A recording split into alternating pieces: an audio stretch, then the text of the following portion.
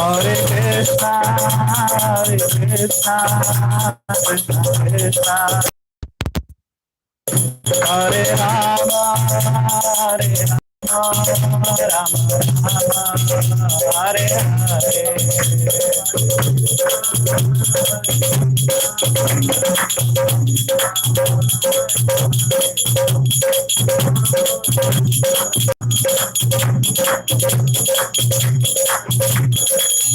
Hare Krishna, Hare Krishna, Krishna Krishna, Hare Hare, Hare Rama, Hare Rama, Rama Rama, Hare Hare.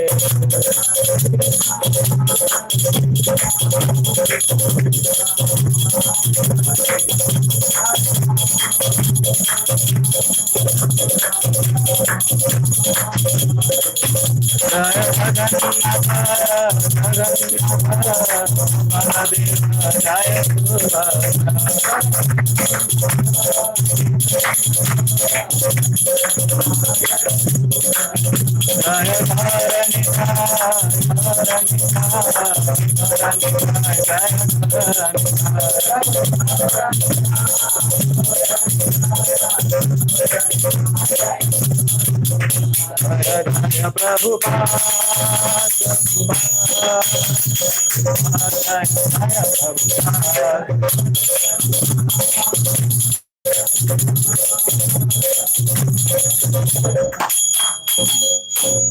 पावन श्री हरिनाम संकीर्तन की। ओम नमो भगवते वासुदेवाय।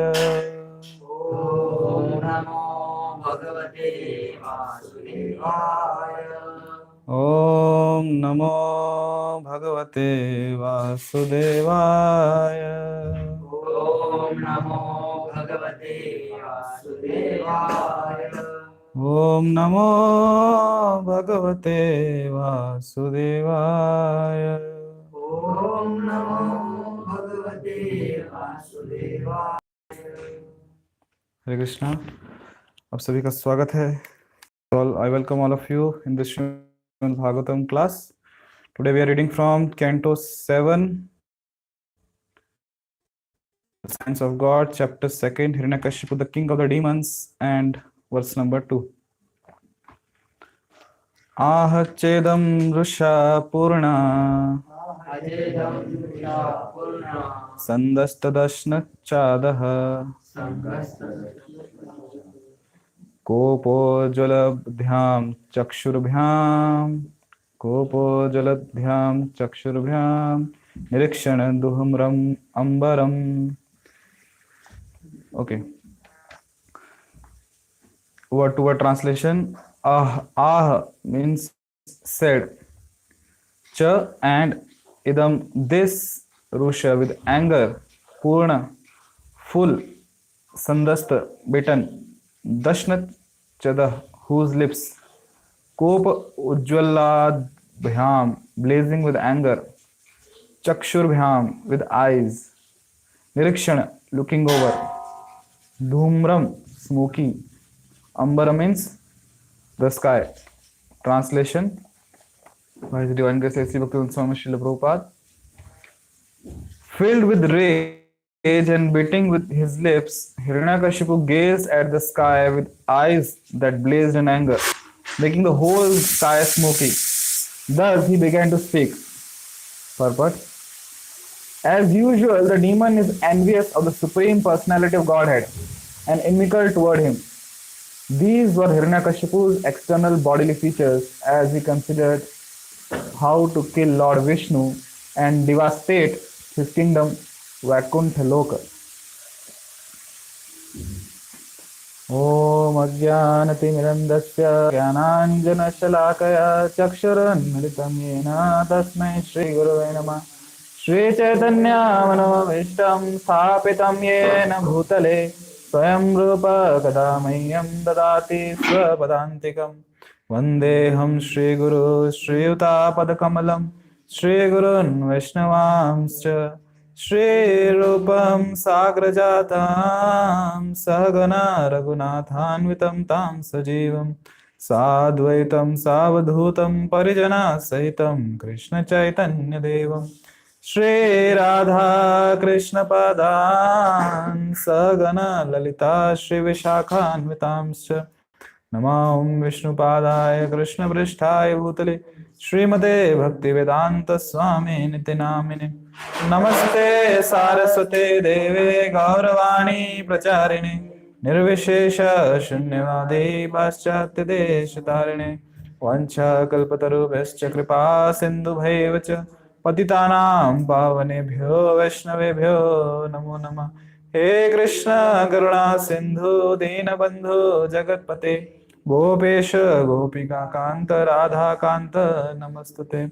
Tapta Kanchana Gaurangi Radhe Vrindavaneshwari Vrishabhanu Sute Devi Pranamami Hari Priye Jai Shri Krishna Chaitanya Prabhu Nityananda Shri Advaita Gadadhar Srivasadi Gaura Bhakta Vrinda Hare Krishna, Krishna Krishna, Hare Hare, Hare Rama, Rama Rama, Hare Hare.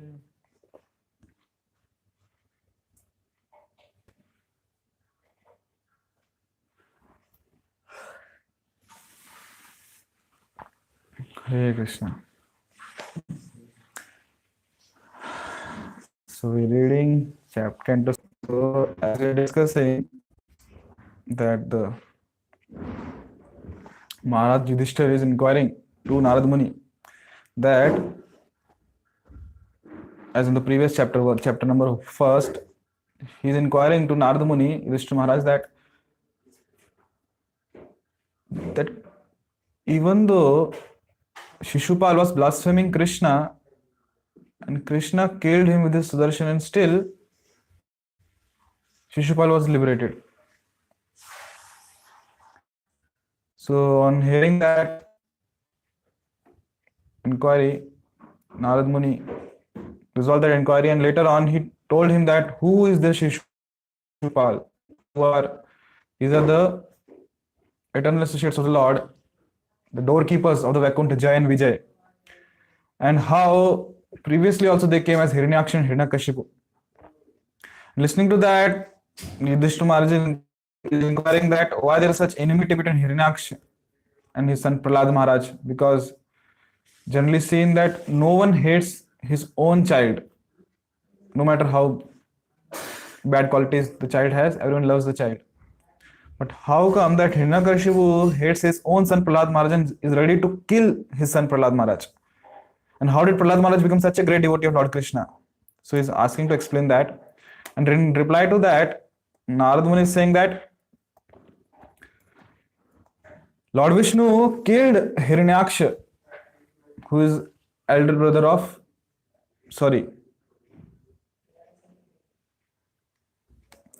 just younger brother of Hiranyakashipu. Lord Vishnu killed Hiranyaksha in the form of boar, Varahadev.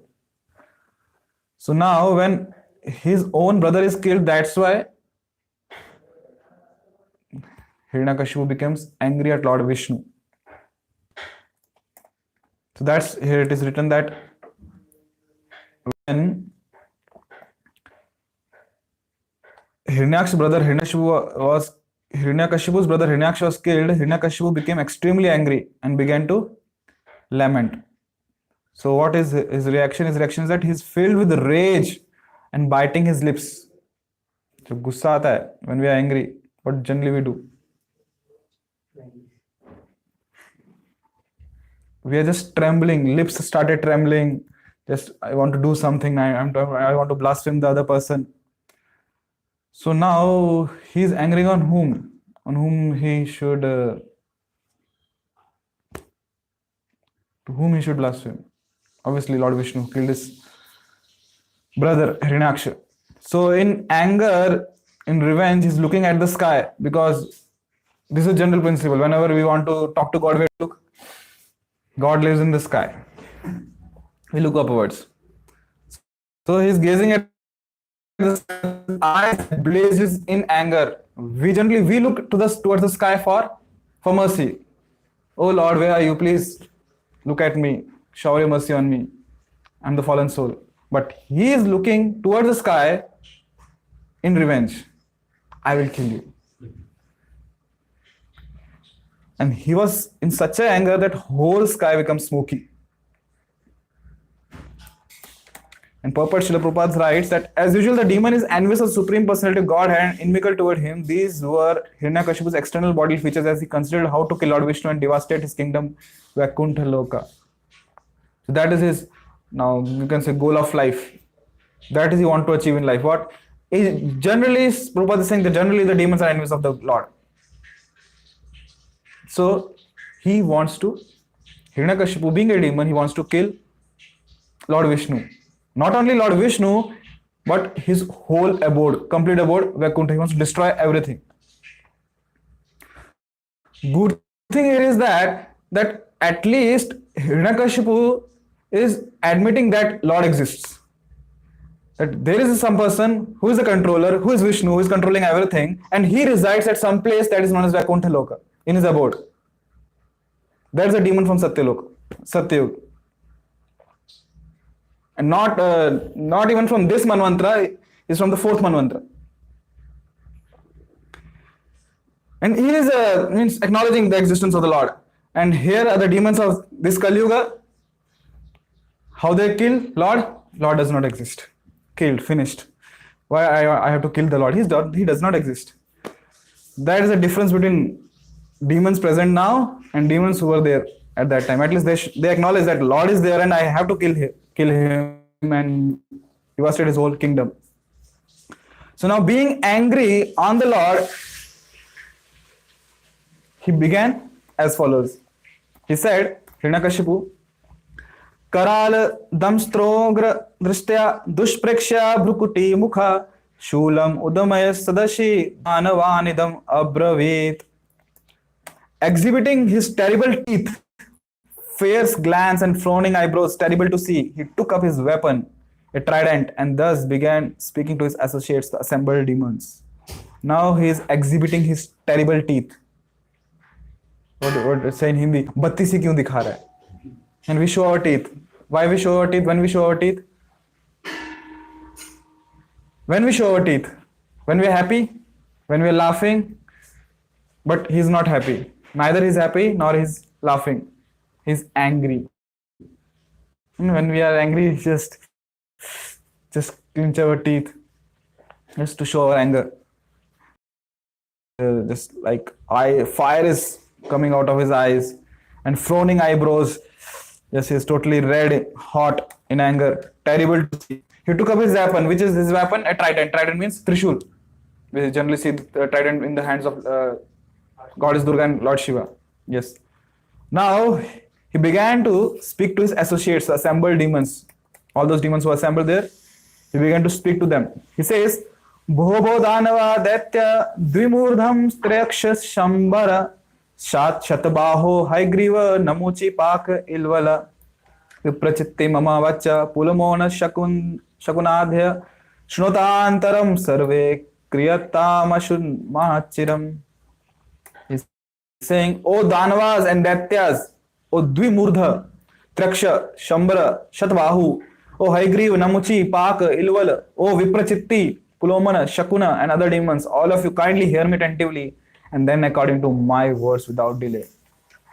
Now he's ready to act on his plan to kill Vishnu and devastate his abode. So now he's calling his whole army, he's calling his fellow demons and Daityas. Who is he calling? Dvimurdha. Dvimurdha means one who's having two heads. So these are demons with 2 heads. Then Triaksha, the demons with 3 eyes. Generally we have 2, but he's having 3. Shambara, Shatabaho. Shatabaho means who's having 100 arms. Demons with 100 arms. Haigriva means whose head is like a horse. There is one Haigriva incarnation of Lord also, who saved Vedas for Lord Brahma. But this Haigriva is demon. Then he calls Namuchi, Pak, Ilval, Viprachitti, all the demons to exhibit his plan.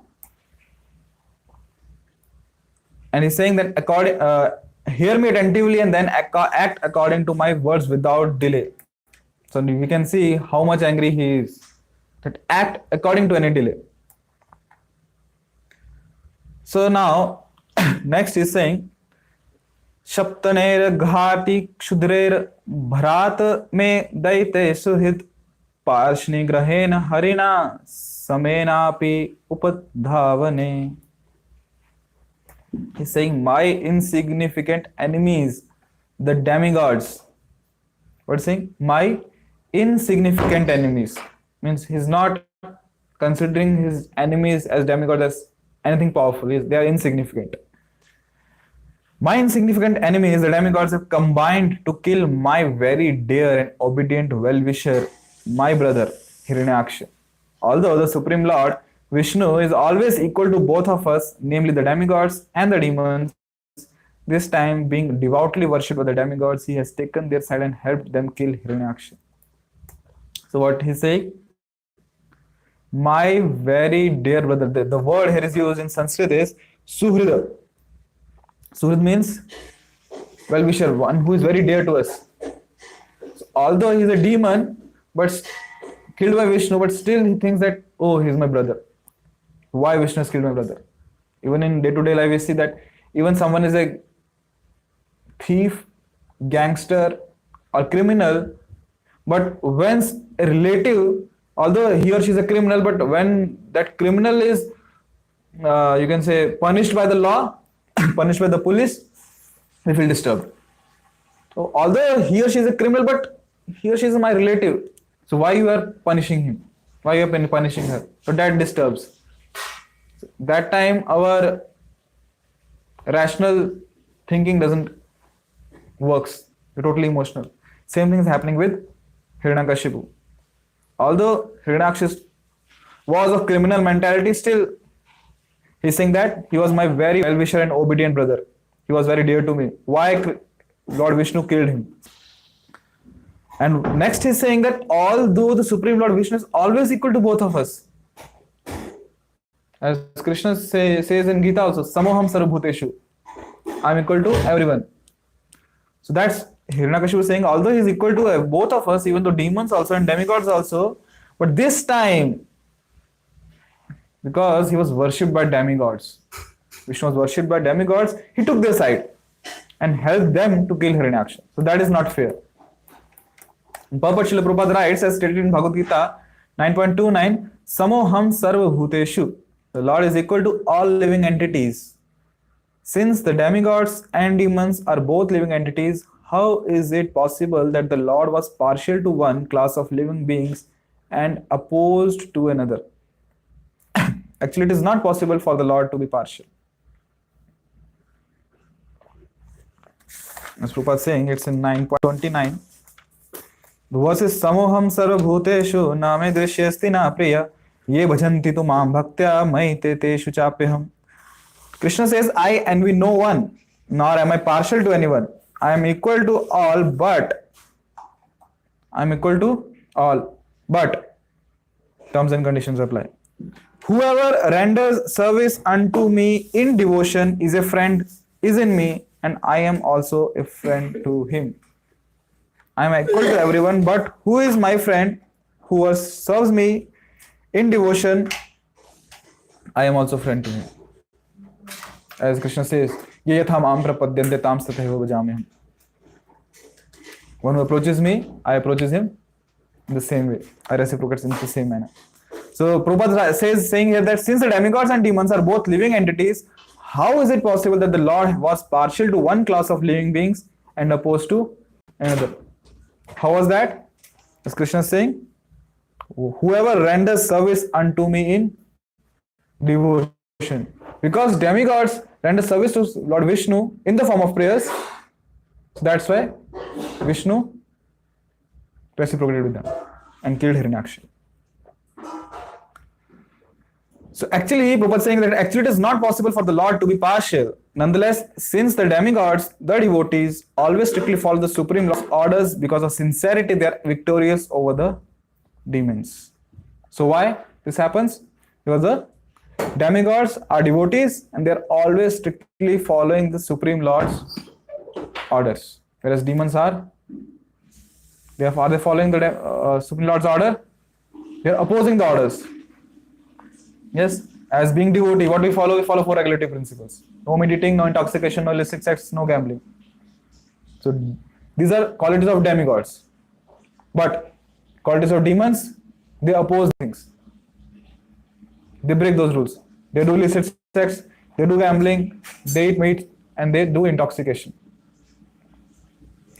So that's why Lord is more favorable to devotees, and in this case, demigods. Because of constantly remembering the Supreme Personality of Godhead Vishnu, the demons generally attain Sayujya Mukti after death.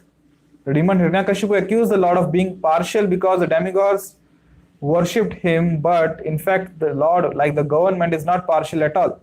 The government is not partial to any citizen, but if a citizen is law-abiding, he receives abundant opportunities from the state to live peacefully and fulfill his real interest. Very nice example. Prabhupada is saying that generally the government of any state or any country is equal to all, no partiality. That is the statement that is that Kanun andha hota hai. Yes, law is blind. So Lord doesn't see that this person is nice in terms of emotionality, that I will favor this person, I will not favor this person. He just sees what are the witnesses and what is the evidence. Based on evidence and witness, the judge gives result, or you can say final judgment. So that Prabhupada is saying that government is not partial to any citizen, but if a citizen is law-abiding, he receives abundant opportunities in the civil society.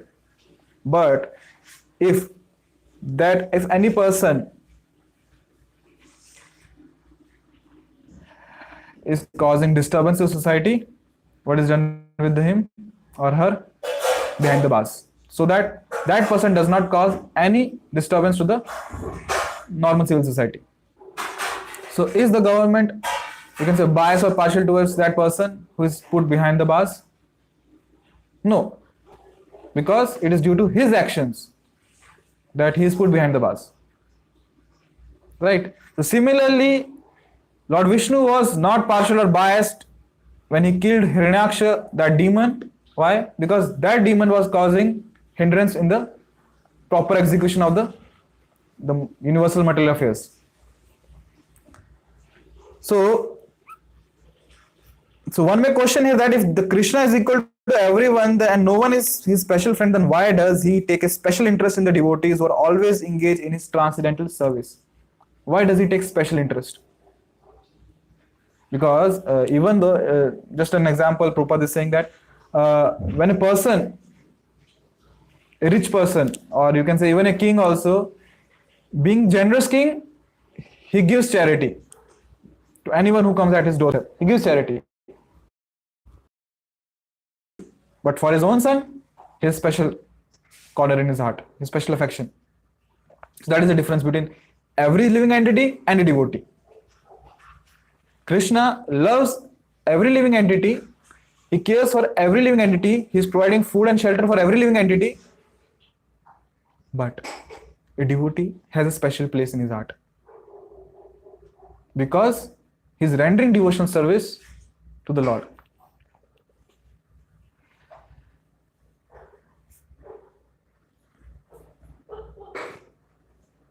Prabhupada gives another example here, that rains, like clouds pour rain without any discrimination. Rain falls on mountains also, rain falls on fields also, rain falls on road also, rain falls in ocean also. So one may question, what is the use of rainfall in ocean? There's already plenty of water there. Rain should happen only in agricultural field. But clouds don't discriminate. They don't discriminate. It's their nature to act impartially. Similarly, Krishna is also not partial, but he gives specific attention to his devotees. And that's not something like, you can say that if someone claims that it's not fair, no, it's fair. That's natural.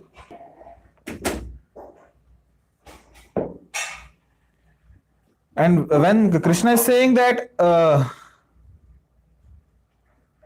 ये भजन्ति तु माम भक्त्या मयि ते तेषु चापे हम, that my devotee who worships me, they are in me and I am in them.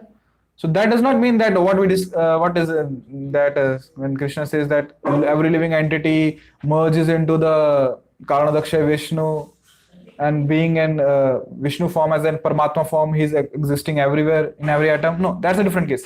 Here when Krishna is saying that they are in me means they are remembering me.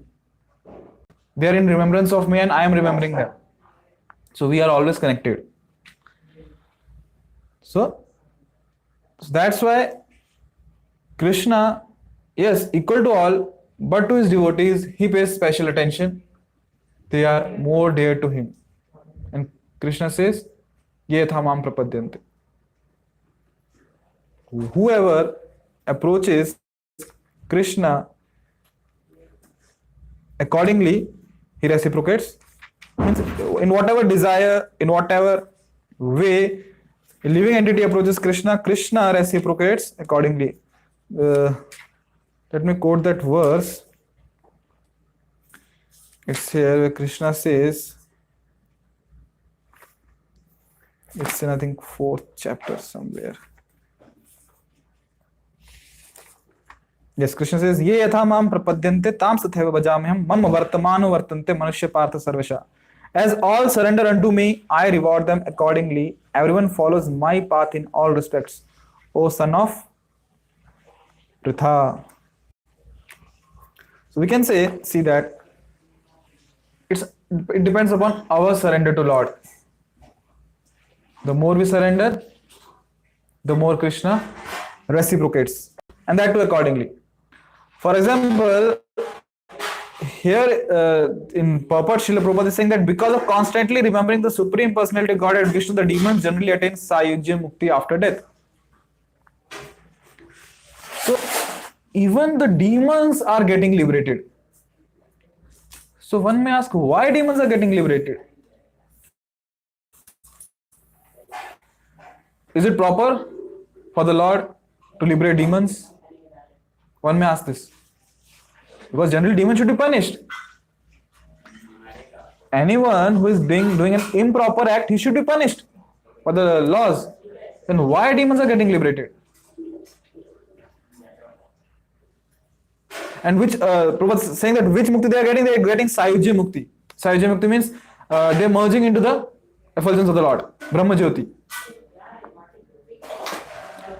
And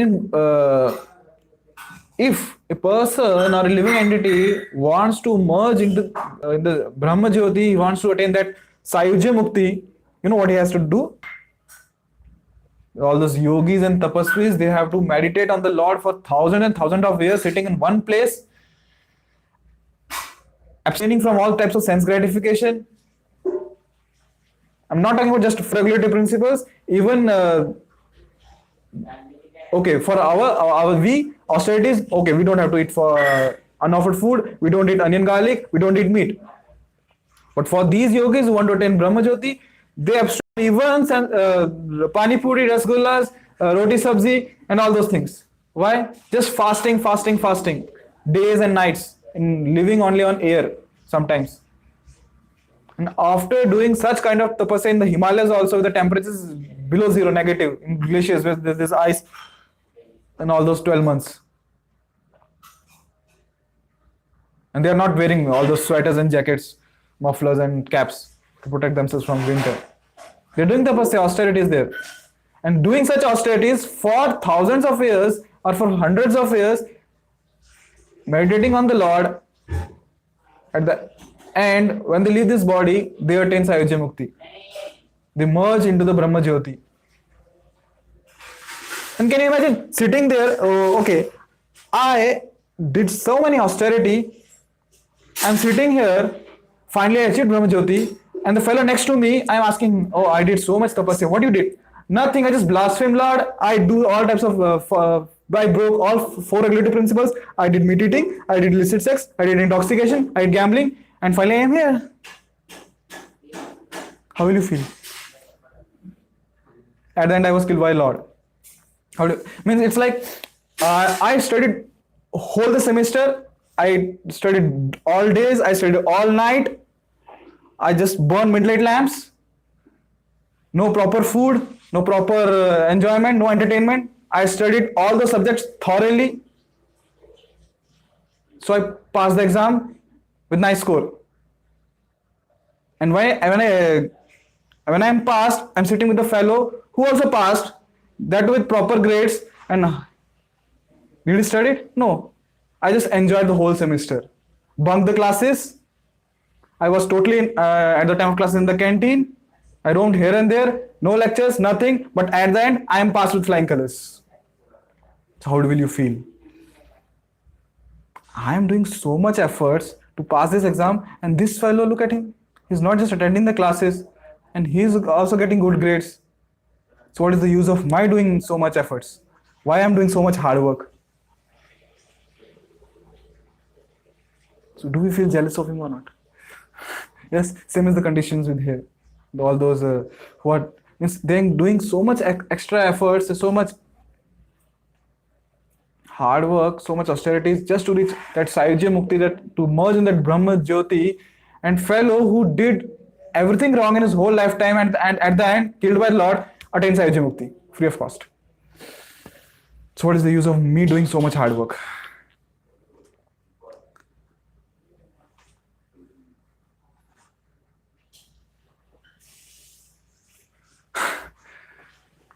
So why Krishna gave that Sahyajya Mukti to that demon? Even though they are blaspheming Lord, why Krishna gave them? Why Krishna gave them Sahyajya Mukti? You know what's the reason?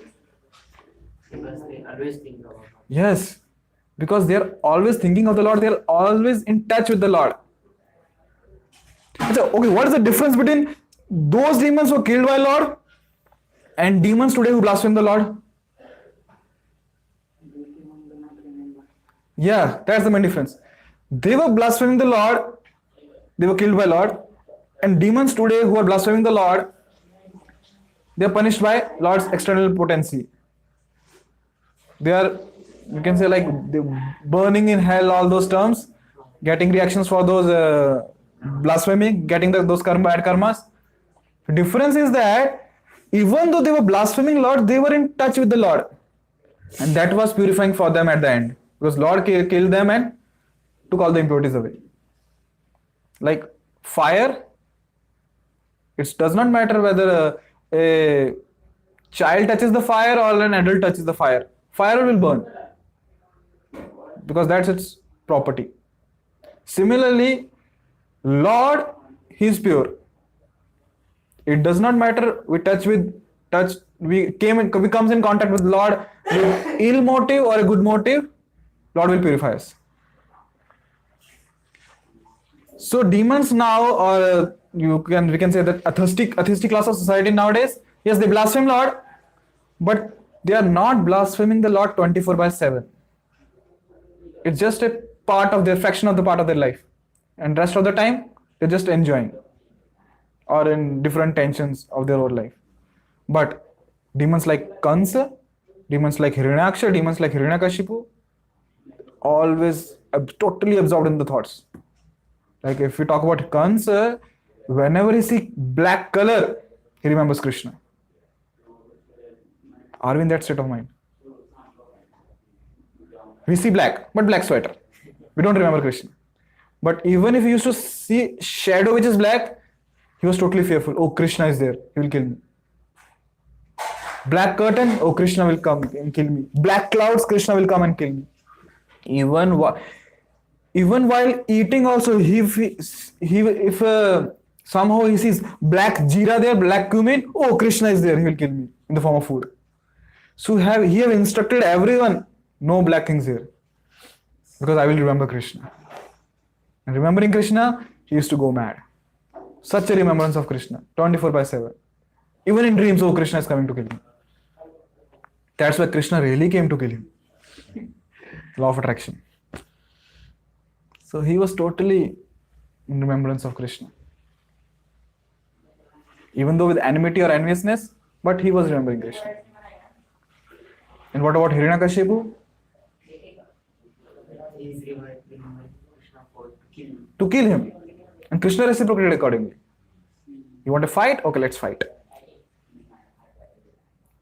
So sometimes when we or some when sometimes devotee also means not a full-fledged devotee or a neophyte devotee, some relative dies, near one, or something bad happens to in our life, we are a little bit disturbed and we think, oh, I did so much bhakti, I chanted so many rounds, I read Bhagavad Gita, I did so many things. Why Krishna did this to me? Why bad thing happens with good people? Why Krishna took away my very close relative? Why? So that means Krishna is not a very merciful Lord. He's very cruel. So from today onwards, from now onwards, I will not do any bhakti. I will not worship Krishna. Or in worst case, I will revenge Krishna. I will not allow anyone to worship Krishna because he is not Lord. Wherever I will see that something is happening, like some religious principles are happening, I will disturb that. If I have that power. And if I don't, who will listen to me? So, but if we are doing that, we will not be killed by Krishna, but we will get many bad reactions for that. Why? Because one thing is that we are doing improper act, and we are not acting on this, you can say, these grudges 24/7. We're just acting for the fraction of seconds, and at the rest of the time we forgot that and enjoy. We are totally involved in sense gratification, all other things, daily activities of the daily life. Good thing about those demons were they were engaged 24/7, holding those grudges against Krishna, having that animosity for Krishna 24/7. They were blaspheming Krishna 24/7. For example, Shishupal, he was blaspheming Krishna, but he was totally absorbed in that. The moment he gets the opportunity, blaspheme Krishna. So that was his absorption. That's why Krishna took that extra effort to kill him.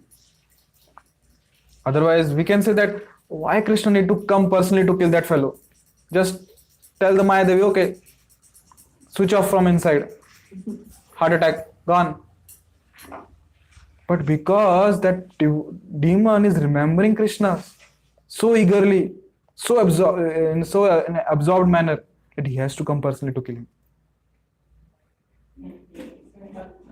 So that does not mean that we also have to remember Krishna in that mood, to blaspheme Krishna or being envious of Krishna. No. Because Rupa Goswami says that is not bhakti. Because devotee does not want Sahaja Mukti. So it should, as we discussed now also, remembering Krishna, yes, is a part of devotional service, right? So what's considered devotee? Remembering Krishna is a part of devotional service, yes? Navda Bhakti, Shravanam, Kirtanam, Vishnu Smaranam. So what's considered devotee? He was doing Smarana of Krishna. Was Kansa a devotee? Yes or no? No. Kansa was not a devotee, he was a demon. Right? Yes. So it depends. Anukul. Remembrance should be anukul. It should be favorable. Another example, we can say that we should not express our anger towards Lord. If we are expressing our anger towards Lord, that is that devotional service? No. No. So was Yashoda my devotee or not?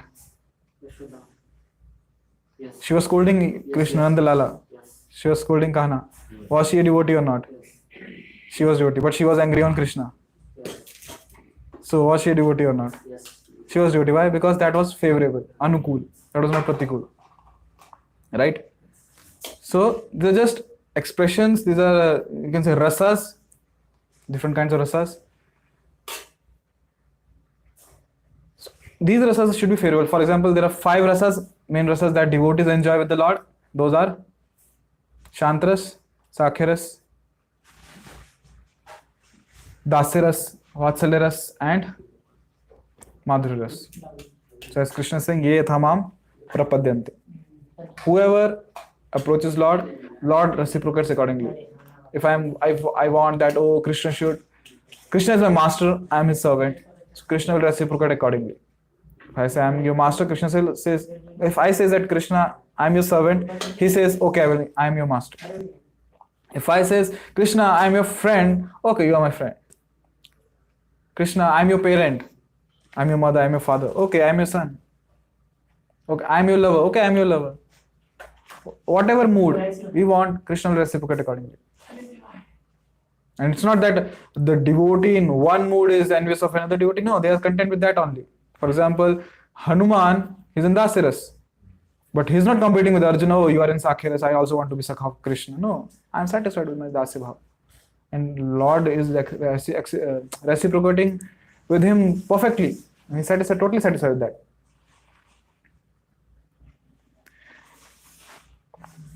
So, point here is, what we are discussing is that, is Lord partial or not?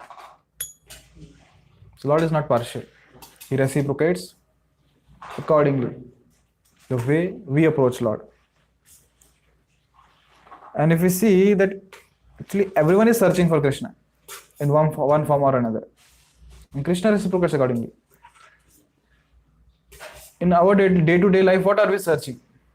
We are searching for happiness. Yes.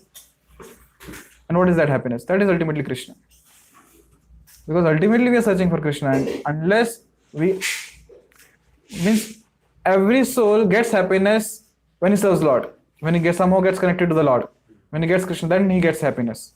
Otherwise, we are searching so hard day and night, but at the end we are frustrated. We don't get happiness. We tried so many things. And we are trying also, still now.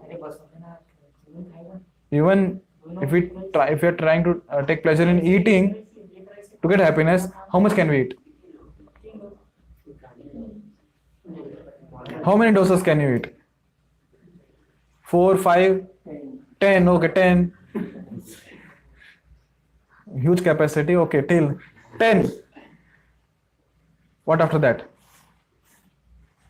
Even after when the stomach is fully saturated with 10 dosas, will I get pleasure in the next bite? No. That will be a burden. Get this plate out of here. This very thing which was supposed to be object of my pleasure is now object of my pain. Yes? So was there happiness there? No, it was not there. So I am looking for happiness, and Krishna is Anandamaya Bhyasat. We as a soul also as Anandamaya Bhyasat. We are looking for happiness, and that happiness is in Krishna. So when somehow or other we are connected with Krishna, we feel blissful. And Krishna reciprocates accordingly. So,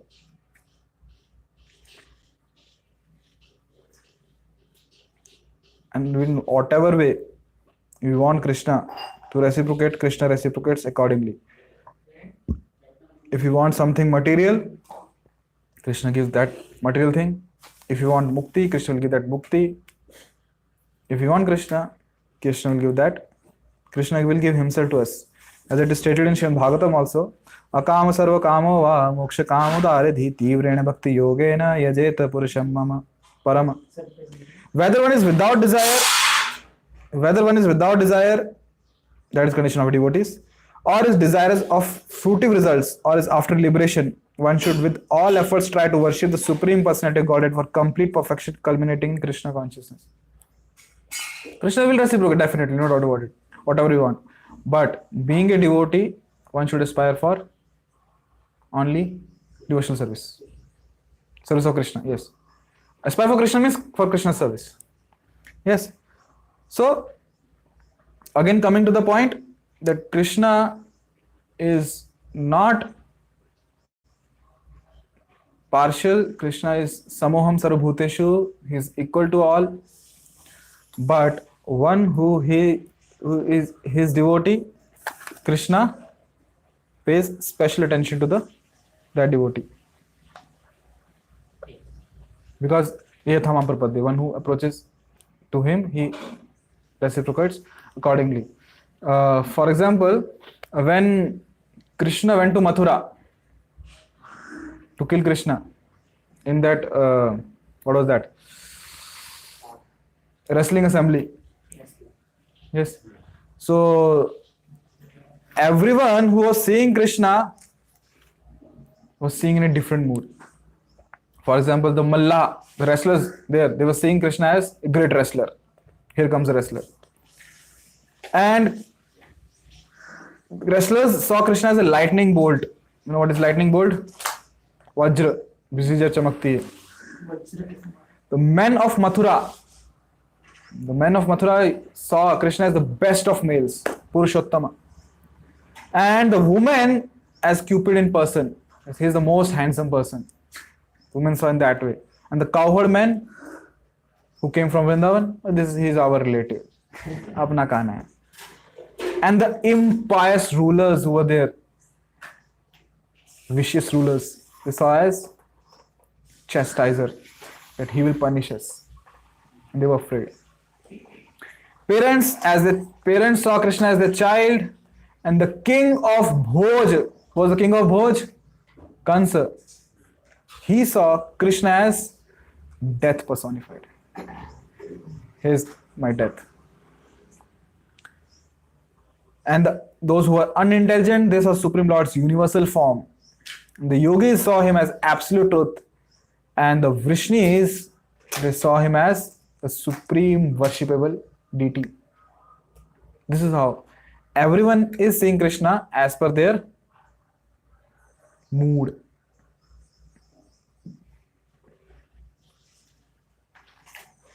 So everyone is approaching Krishna in different mood, in different rasa, in different bhav.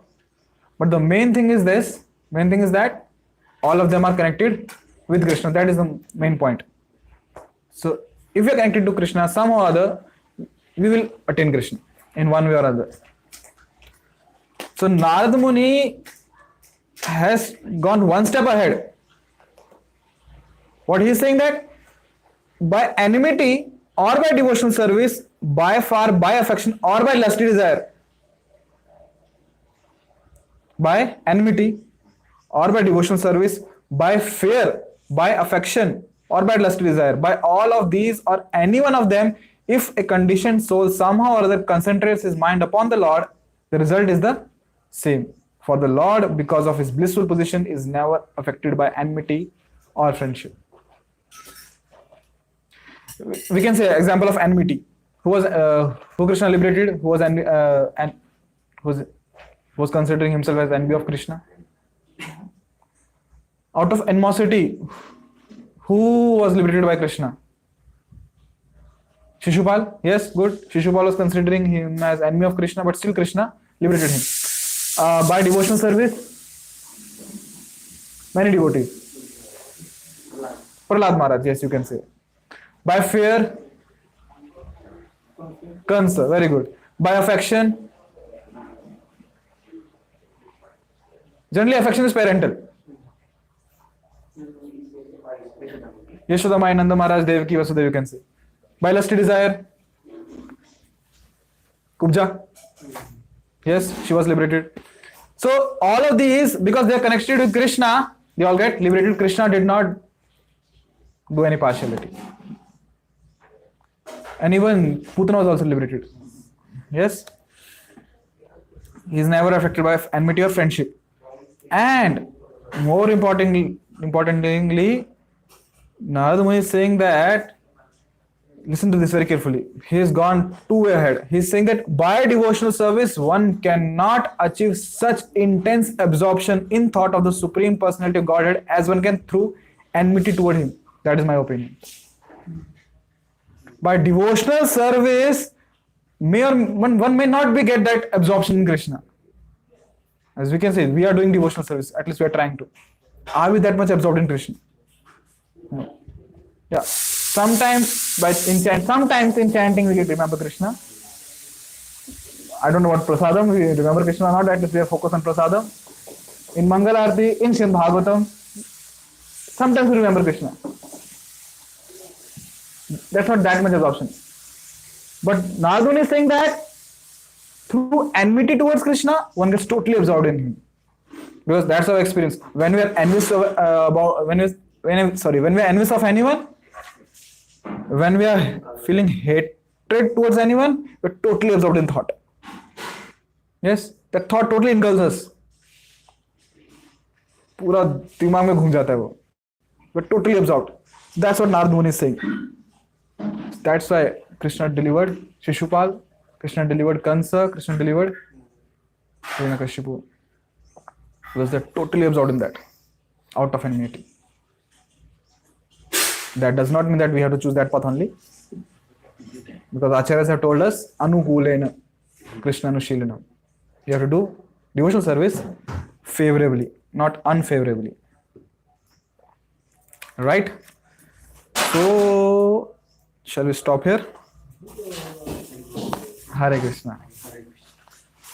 ग्रंथराज Shrimad Bhagavatam की जय, श्रील प्रभुपाद की जय। Dvijamani की जय।